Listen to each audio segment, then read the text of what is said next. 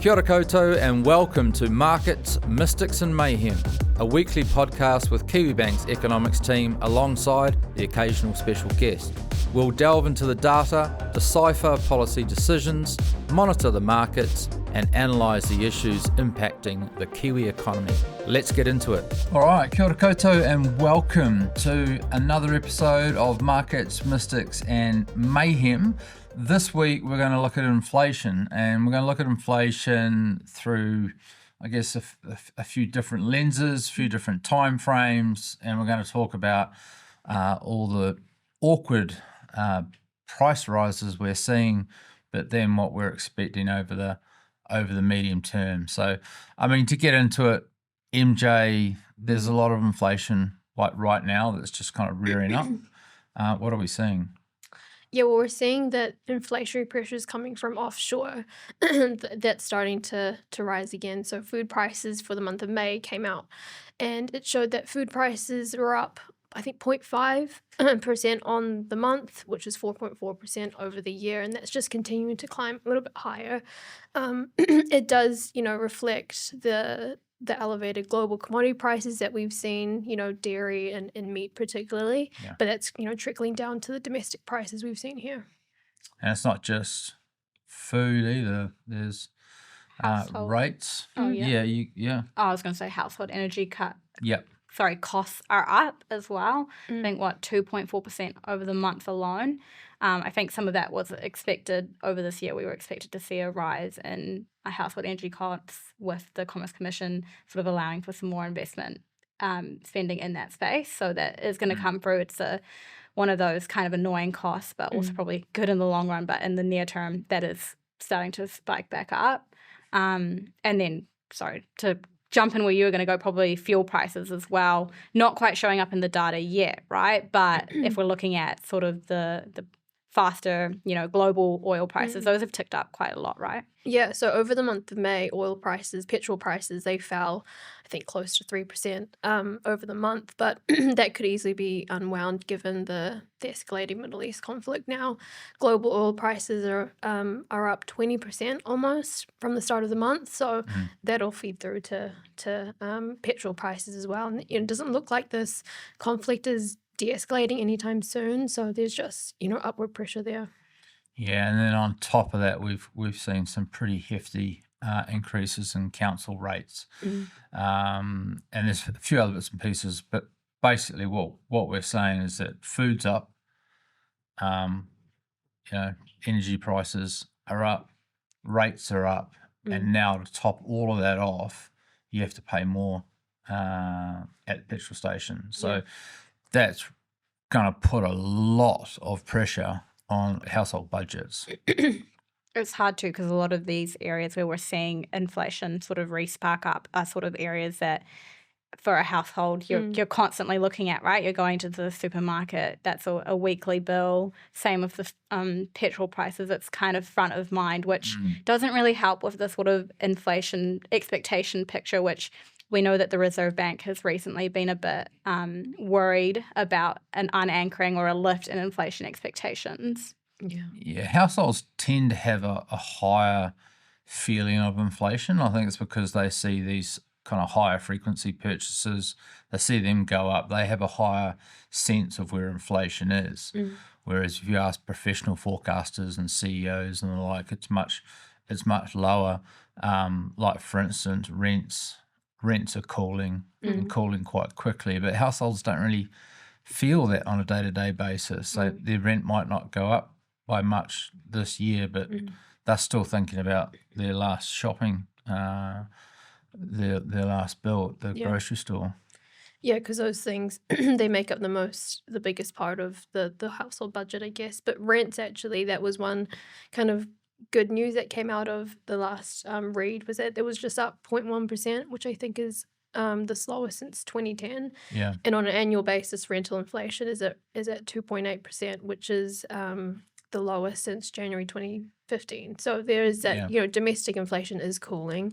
Yeah. But particularly those that are interest rate sensitive components, but it's those things like household energy costs and council rates that are slower to move. So it is a bit of a mixed bag in terms of the inflation outlook. Yeah, and we say that you should look through these spikes because they really do act as a tax on the consumer. So petrol prices lifting or rates or what electricity prices, whatever, that forces you to consume less elsewhere as an average household. You can speak to the petrol stations themselves. When the price of petrol goes up, people just walk in, pay the bill, and walk out. Whereas if it was lower, they'll go in and they'll buy a newspaper or some chewing gum or something. But they notice that as soon as they get these spikes, that there is an immediate stopping of that spending elsewhere, which is what I think we'll see yet again. But in the meantime, it's a pretty ugly spike for the consumer. And I guess that the fear is, for maybe a central bank's point of view, particularly the Reserve Bank, instead of, they want to look through it, but it is that lift in inflation expectations, which, as you mentioned, the household one is usually higher than the business inflation expectations, but both recently have lifted from 2%, which is probably, I think you said that when you've got, all sort of measures of expectations lifting, that's where it becomes quite problematic for the Reserve Bank, especially probably given that most recently we had this really high period or extended period where inflation expectations weren't anchored. We just got down there and it's still a bit fresh, I guess, in the minds of the Reserve Bank. So they should be looking through this, but we know that they're a bit nervous about it. So, what are we thinking from here? Yeah, so I think the inflation expectation surveys that you mentioned are critical. If we do see things lifting, I think that will make them nervous. Like we already have seen a slight lift, but if they lift further, that'll make them nervous. I think we're going into the July meeting with our hands kind of in the air as to what the Reserve Bank is going to do. What they should do is still quite clear, in my opinion. They should be cutting and they should be looking to go below neutral rather than just getting back to neutral. But it does sort of feel like they're very open-minded in this meeting. Yeah, it's just that the rise in inflation expectations that has them kind of questioning whether they should pause for now and then continue, because they're still signaling rate cuts. Just the path towards their endpoint is a little bit more clouded. But you're right in that there's the near-term inflation spike that they'll be facing. We have it penciled into 2.7% this year. That could be, lifted because of the recent lift in oil prices. So we could see that kind of flirt around 3% because of what's happening overseas. But monetary policy, its focus should be on the medium term and impacting the medium term. And if you look at the risk to medium term inflation, it's all tilted to the downside. You've got global demand potentially slowing because of the tariff situation, disrupting trade. We still have a lot of spare capacity within the New Zealand economy. We talked about the output gap last week and we said that it's negative and that's disinflationary. And then also just the potential that we see this lift in oil prices and food prices all just unwind. And so that all, put that all together, and inflation in the medium term could actually fall below the Reserve Bank's 2% target. So, and if that's your trajectory, the case there is for more, monetary support. Yeah, definitely. I think that is the trajectory, right? I mean, we're going through near-term pain and inflation and near-term spike, but the economy's been through quite a hefty recession. We're miles away, I think, from adding to inflation pressure here domestically. I think, like you say, that output gap. So, New Zealand's growth rate is running well below the potential. So that's deflationary. That'll feed through over the medium term.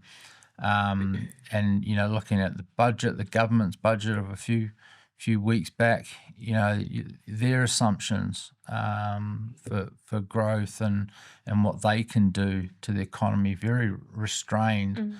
And they're forecasting a cash rate of 2.5% out to 2029. It's like, how do you explain a 2.5% cash rate out to 2000. Well, it's because they're not cutting below that near term. Mm. So, a lot of serious forecasters, ourselves included, are saying 2.5, 2.5, listening and waiting for the RBNZ to pick up on that. Yeah. So I have a question. When is an inflation spike no longer a spike? Because obviously I know that it has to be a sustained period of time. And I guess something that I've been thinking about with oil prices reaccelerating and this whole escalating tensions and conflict in the Middle East is, could we go back to like the 1970s when we had like a stagflation shock? Or is that, I know that we're well far from that, but, there are people, I do see people talking about and using the word stagflation, maybe not fully to the correct extent. So stagflation being a period of high inflation and also high unemployment, which you don't usually get at the same time, and low economic growth. So, yes, if you're looking here at home, we've got these inflationary pressures, but in general, inflation is still within the Reserve Bank's target band. We're not really, we've got sticky areas in some parts of the basket, but in general, inflation is tamed. And, yes, we've had low growth. We're coming out of a recession, but we are starting to pick up. We're not in an actual stagflation environment. But, with sort of the oil conversation happening, when does a spike no longer become a spike and what are the risks there? Yeah, well, I think the stagflation thing, it's being mentioned in the United States. It's being mentioned here, elsewhere. There's too much growth. And there's too little inflation for stagflation at the moment. Proper stagflation, not just disappointing growth and inflation being a little bit on the high side. No, that's not the definition at all. So I think in order for that to play out, you'd need shock after shock after shock, and you had some serious supply issues in petrol again in the 70s. We'll have to see how this conflict in Iran, hopefully it's quite localized and it doesn't spread throughout the region. But yeah, I guess our best case is that these things are temporary and they do sort of come back down. But it's when you start getting those second and third round effects, right? Yeah, and that's why, keeping a close eye on those inflation expectations survey, because that will, feed through. I guess the biggest difference between now and the 1970s is that the US has really emerged as being an important producer of crude oil. So we're not as dependent on the Middle East for oil these days. I think the US is actually the world's largest crude oil producer. I think 20% of the market, which is huge. So that's why I think we haven't seen oil prices really spike. It's only up the highest since April this year. So it's not even, we had a big escalation in the conflict, but that hasn't really rippled through markets. It's not been as volatile, or, there's risk off sentiment now, but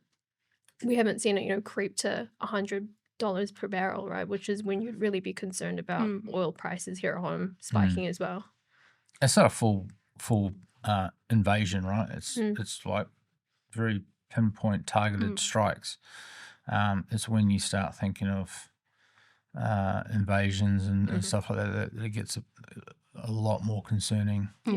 Yeah, I guess I was also just thinking about this combined with the tariffs and everything else. It's just, there's a lot. If you're on the news and you're thinking, another sort of headwind. Yeah. But no, that all makes sense. Another cost pressure. But yeah, I think, these costs will come back down. They will, with softer global economy. I think it's the first thing. You got to get softer global economy, softer local economy. There's disinflationary forces already at play in some of the largest bits of the basket. So yeah, that comes back down, and I think we've had these big shocks. And we will look through them as economists. Markets will do what markets do, but our job is to look through it and then say, well, actually, by the end of the year, something's going to be very different, right? By the end of the year, we're actually going to have inflation back down towards 2%, or in early next year.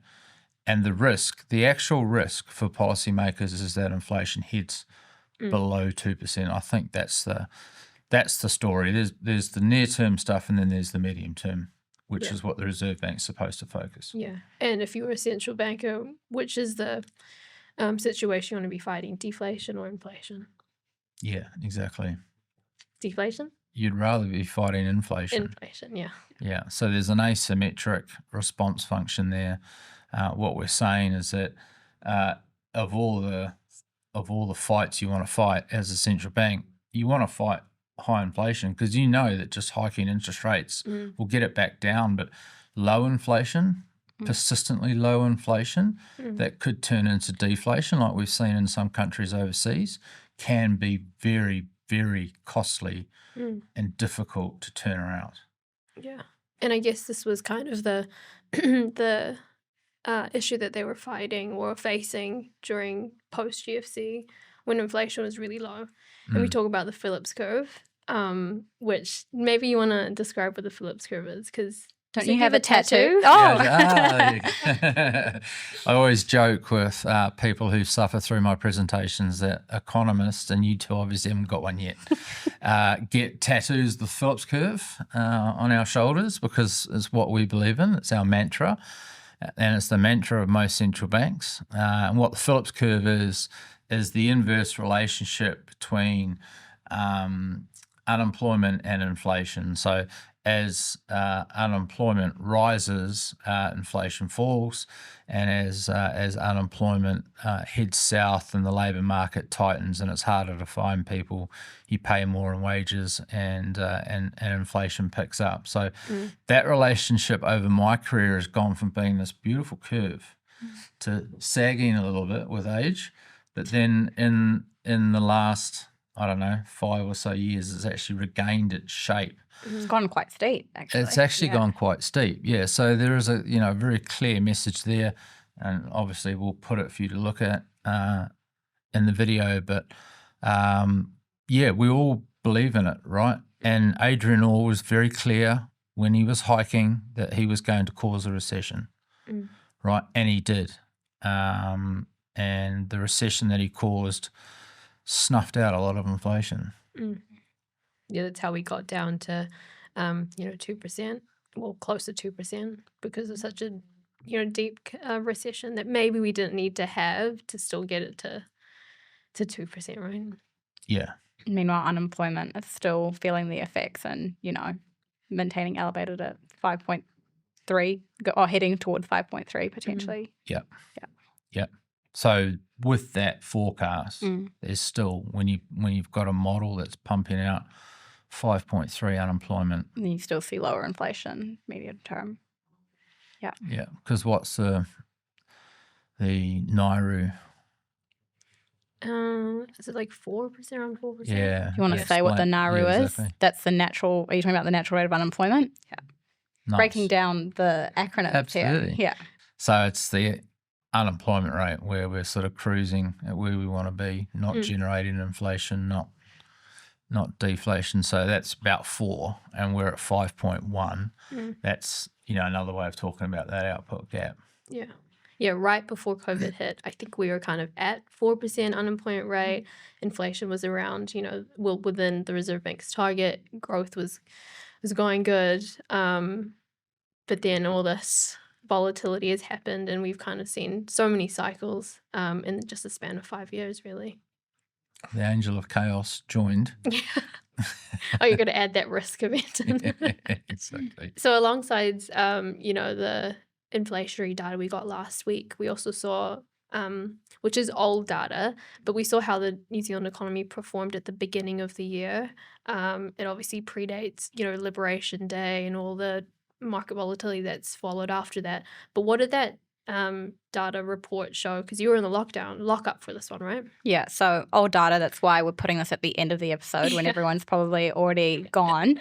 Don't say that. They're hanging just kidding. On for every Hang word. on for this bit.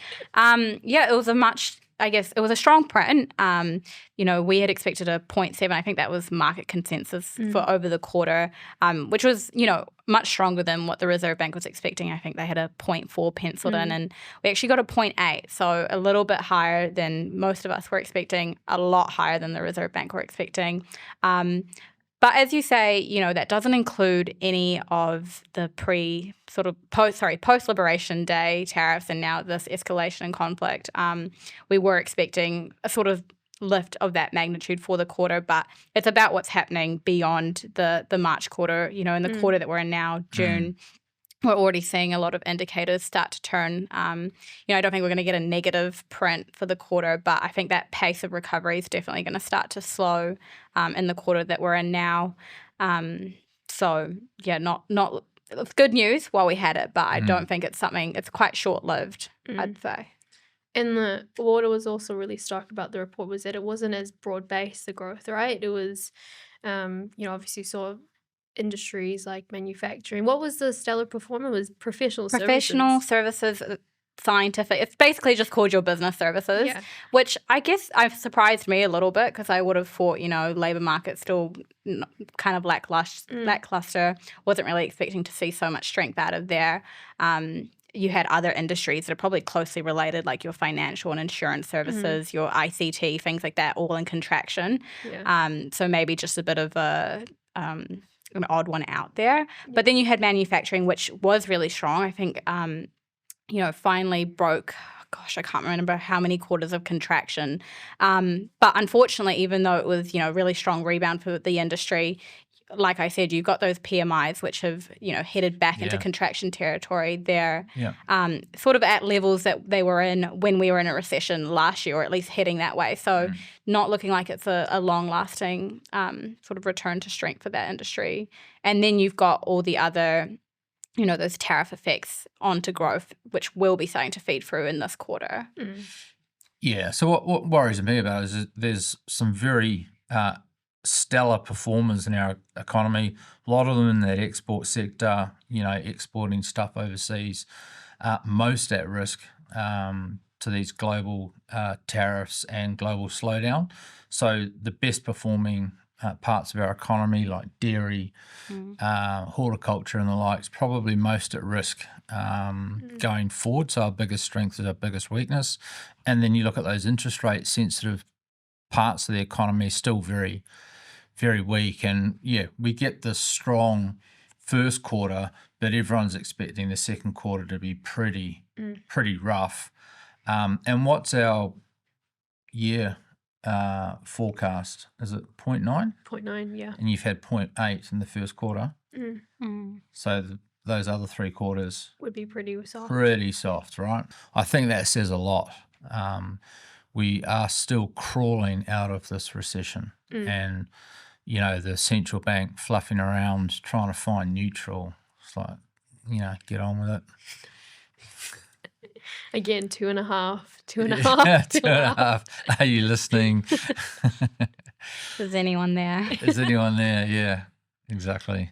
Okay, that's it for this week. We're kind of keeping a close eye on, you can't really avoid the news really, and we're just trying to figure out how that all plays out in terms of markets, because that's really how we'll get influenced by what's happening overseas. So we're keeping a close eye on markets, oil prices, inflation expectations, but it's still our view that the risks to medium-term inflation, which is really the most important point here, are to the downside. And so that is your case for further monetary stimulus. We've seen some good growth coming out of New Zealand, but it's very, it's in the pockets of rural sector and all that. So it's not quite guaranteed of a recovery just yet. So again, another case for further rate cuts. But that's it for this week. Please follow, like, and subscribe. You've been tuned into This is Kiwi Economics, Markets, Mystics and Mayhem. We'll be back next week for more analysis and insights. Any views or information shared in this podcast, while given in good faith, aren't necessarily the views of Kiwi Bank.